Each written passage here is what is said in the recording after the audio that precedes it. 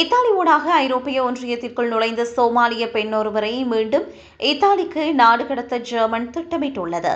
ஆனால் இதற்கு இத்தாலி பிரதமர் ஜார்ஜியா மெலோனி கடும் எதிர்ப்பு வெளியிட்டார். ஐரோப்பிய ஒன்றியத்தின் புதிய புகலிட விதிகள் அமுலுக்கு வந்துள்ள நிலையில் ஐரோப்பிய ஒன்றியத்திற்குள் முதலில் நுழைந்த நாட்டிற்கே அகதிகள் திருப்பி அனுப்பப்படுவார் என்ற விதி தற்போது கடுமையாக்கப்பட்டுள்ளது. இத்தாலி மற்றும் கிரீஸ் நாடுகளை அதிகம் பாதிக்கும் இந்த புதிய விதிகளுக்கு இத்தாலிய பிரதமரே ஆதரவு அளித்தது பலருக்கும் வியப்பை ஏற்படுத்தியது.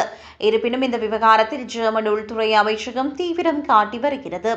குறிப்பிட்ட சோமாலிய பெண் இத்தாலி வழியாக ஐரோப்பிய நாட்டிற்குள் நுழைந்ததால் அவரை நாடு கடத்த ஜெர்மன் முடிவு செய்தது.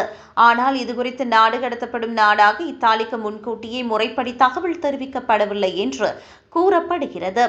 ஜெர்மனியின் இந்த ஒருபக்க நடவடிக்கையை இத்தாலி கடுமையாக எதிர்த்தது.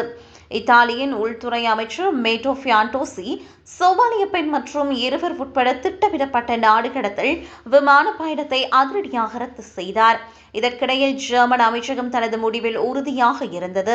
இதனால் பாதிக்கப்பட்ட பெண்ணுக்கு ஆதரவாக சர்ச்சன் அசைலம் என்ற அமைப்பு களமிறங்கி அந்த பெண்ணை நூரம்போக்கில் உள்ள தேவாலய பாதுகாப்பில் சேர்த்தது.